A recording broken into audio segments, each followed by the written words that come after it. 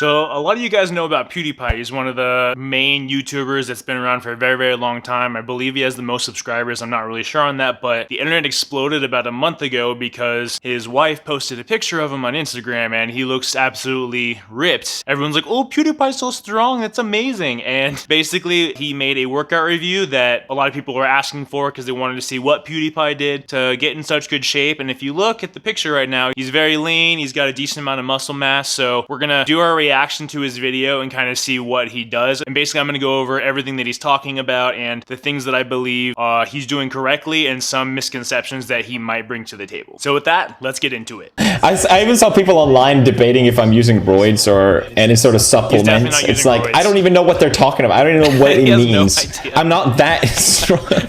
And other people are just going like, oh, he's super rich. He's got like a super good trainer pumping him every day, and he's got like this insane gym at home. He can afford it. So I thought, why don't I just start off by showing what my gym looks like? Welcome, and here's my gym setup. Hey, there spots me. Thank you very much for doing that. So basically, this is what is it called? Bench? It's garbage. What are these called? Bench? Garbage. It's so bad. It's garbage. It's so bad. It's so wonky. I swear to God, I feel like if I ever die. If you guys are building a home gym and you have a bench like that, throw it out, get something that's a lot more sturdy, because the worst thing you can possibly do is be bench pressing alone and your bench breaks while you have, 100, 200 plus pounds on the bar. You could potentially kill yourself, because if that bar comes down on your neck, it could damage, your esophagus, it could damage your throat, a lot of things that are very, very important if you want to stay alive. Half the time the screws are coming off and I have to keep screwing them in. So he has to keep screwing them in. Nate! These are super nifty. And the way they work is that you can very quickly change each.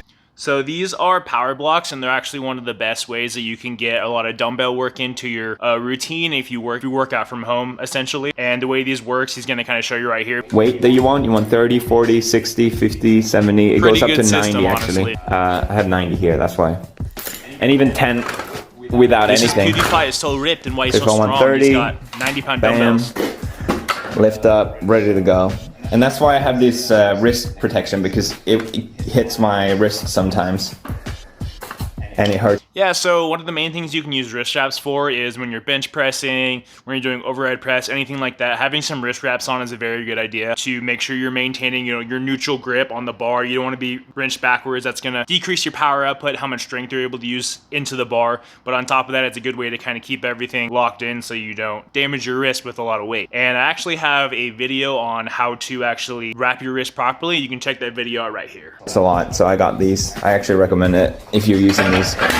Plus, you feel more badass somehow. You feel more badass somehow. It does have a problem, which is that if I want to make a jump, it's a high jump to go from 80 to 90 pounds. Yeah. That's this is something that I noticed with a lot of people, that if you're trying to increase the weight on something like a barbell, adding 5 pounds really isn't that much. That's 2.5 pounds per side. If you're using dumbbells, it's like a regular gym. Usually you're going to go in 5-pound increments. If you go from 20 pounds to 25 pounds, that's a 5-pound jump, but that's on each side. So you're essentially adding 10 pounds to your movement every single time. So going for higher reps, working up to the 20 rep range, and then adding weight is a good idea. From 36 kilos to 41 instead of going from 36 kilos to maybe 38 or 39. Yeah, adding 10 pounds it takes me a lot longer to jump in weight, basically. That's the problem I have with these. But it saves you a lot of money and a lot of space to not have a whole rack with dumbbells. That's true. Everything's right there. Everything's self-contained. You don't have to have a bunch of dumbbells. This looks like a half-car garage, honestly. So having that lets him do a lot of different exercises without putting a ton of money into it, first of all. And the space you save is obviously pretty massive. I should probably get that, but these are cheaper. Yeah, and that's another interesting point. If you buy the power blocks, I think they're a couple $100s. I'll put a link to Amazon and I'll show you guys right here what they are. Actually investing in a power block is going to be so much cheaper than buying a whole set of dumbbells. If you go from 5 pounds up to 100-pound dumbbells, that's going to be a couple grand easily, because usually any kind of weight plates or dumbbells are going to be priced per pound. So say you're at, 100-pound dumbbells. Each dumbbell is probably going to cost around $100. You need 2 of them. So that's $200 just for 2 100-pound dumbbells. So that's something to think about. Either buying used equipment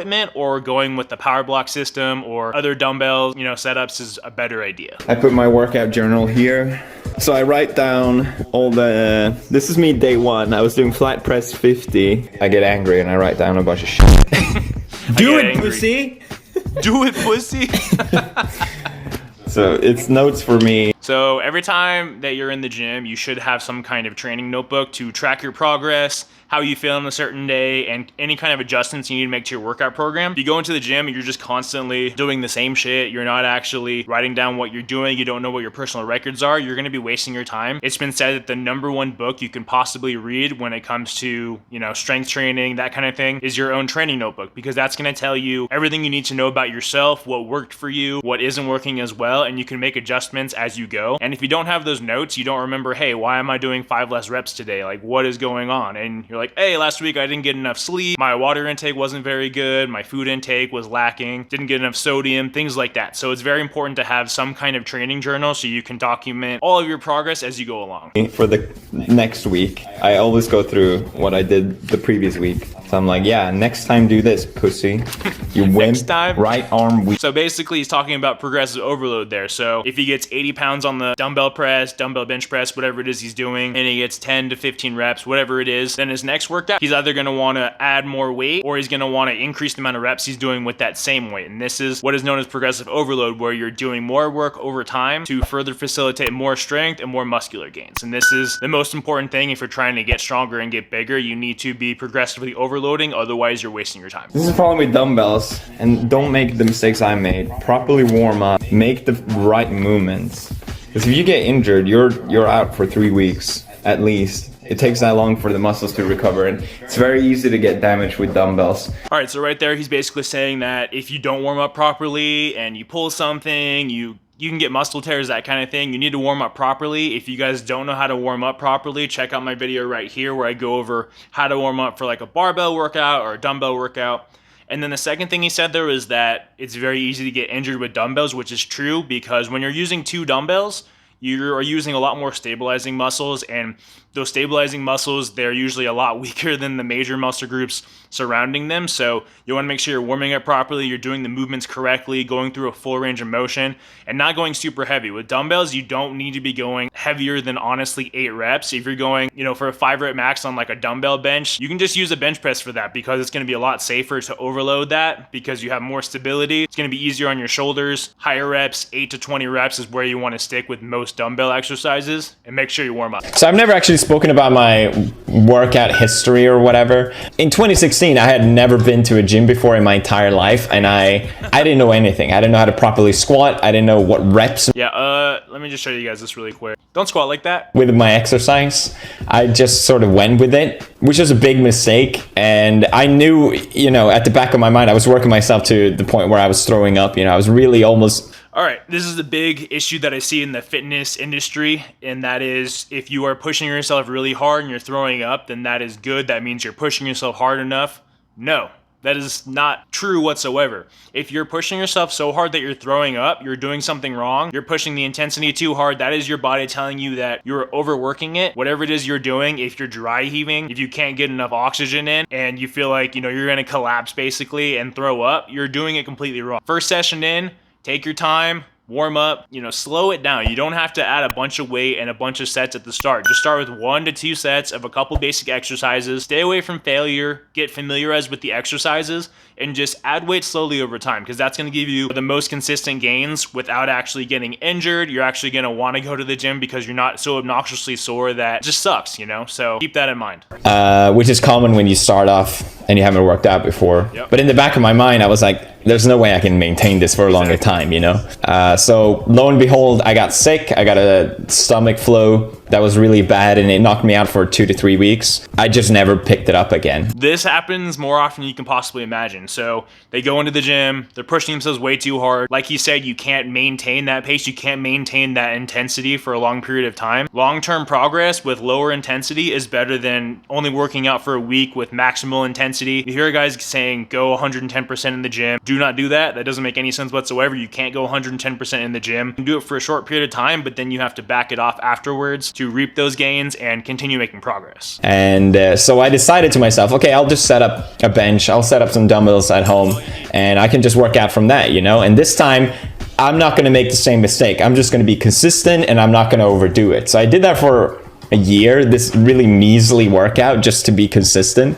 because, you know, I've been consistent on YouTube and that's sort of been my success, so that can translate into exercise. So he's been on YouTube for a very long time. He's been consistently uploading for years and years and years. So he's taking that work ethic and that mindset and he's transferring it over to him working out in the gym, which is being consistent, showing up, doing the work, but not going so hard that you burn out and you have to stop what you're doing. Because a lot of YouTubers especially, they try to put out videos every single day, 3, 4, 5, even 6 days per week, and they don't take any time off. And that's the same thing he's talking about. You're able to consistently do, and on top of that, you need to be able to maintain that pace so that you can keep making progress and keep moving forward. Yeah, see right there, that's him just maintaining a constant pace, not having to take time off from injuries or anything like that. He's just constantly moving forward one day at a time and just increasing what he does slowly. And I read a bunch of other books as well that helped me develop my philosophy around exercise, which seems kind of cringy and like it doesn't match. No, work at it, that's for dummies, which couldn't be further from the truth. If anything, body and soul are deeply connected. He is absolutely right once again. So the mental aspect of training is about getting yourself stronger mentally, physically, emotionally, constantly pushing yourself in the gym and getting stronger. It requires a lot of mental fortitude, and emotionally you'll be stronger as a person as well. That's why for a lot of people that have depression or anxiety, one of the main things they say you should be doing is exercising. That philosophy, the mental aspect of it, the emotional aspect, all ties together with the physical aspect of training and working out. So that is something that a lot of people miss out on, but it's one of the major benefits that can make your life better. So this time I had a clear goal what I was getting into. So I just needed to push myself this time. But how? I don't have a personal trainer anymore. So I sort of became my own personal trainer. I knew which workout that was needed to be done. I just didn't know how to not slack off, because it's easy to slack off when you work out on your own. It's totally possible to work out on your own, but it's always better with a trainer or a friend or with someone else. So I started tracking down my training. I wrote down in a journal, which you saw earlier, my reps, my sets, the weights, and how much rest time I would keep. And I would really try and push myself each time to make sure I was making progress. In retrospect, I don't think that was the most important thing to do. The most important thing is to really do it until you fail. Like you can't push any longer. That should be the goal instead, but it worked out for me. So my workout routine, finally we got to it. I'm sorry for so much talking. It took so long. All right, so basically one of the major splits that you can use when you're actually training is called push-pull legs. So the push workout is going to be a lot of muscle groups that work with the chest, your shoulders, and your triceps. On a day like a push day, you're doing a bench press, dumbbell incline bench, seated press, chest flies, lateral raises, tricep pushdowns. That's a basic push workout. Changed my workout pretty soon, but it worked out for me so far. Nice. I literally just Googled online like 5-day dumbbell workout. You can probably find it yourself and follow it. So, or maybe I'll leave a link to it in the description. So basically what he's doing is a 5-day split. You can even break that down as being push, pull legs, lower, and then upper. But the next thing, which is very important, and people always say that it's important, but then they just ignore it anyway. But it is equally important, because when you're lifting weight, you're only burning so many calories, no matter how heavy of an exercise. You don't really lose weight while lifting weights, ironically. Yes, you're going to burn calories, but you're going to burn way more calories by being in a calorie deficit. So if that's something you want to be doing, you want to lose weight, you need to be in a calorie deficit. By training hard and pushing yourself in the gym, trying to work toward muscle hypertrophy, where you're trying to build more muscle or maintain your muscle, that's what the workout's actually doing. It's providing a stimulus to your body. You're going to burn some calories with it. You're going to burn calories until you're recovered. So if your legs aren't recovered for 72 hours after that workout, you're going to be burning more calories than if you did nothing on that workout. So that's something to think about, that if you actually are trying to lose weight, you can use cardio, moving around, just walking around outside, going for walks, and just keeping yourself in a calorie deficit is going to contribute way more to losing body fat than, you know, your actual training program. So as you guys can see, he kind of went over his workout, how he tracks his progress. He had to get rid of drinking, almost completely because he realized he had a problem and he needed to address that before it became like negatively affect his life forever. He went over his workout split, which is going to be push, legs, pull, and then you do a leg day and an upper body day. With that, you can do a little bit more volume, have more sets in the workout, and stay further away from failure, at least 2 to 3 reps away on all your sets. Or you can do lower volume and push yourself to failure, because if you try to do both, you're going to burn out very, very quickly trying to do really high volume and really high intensity. If you want to have high volume, you need to have lower intensity, and if you want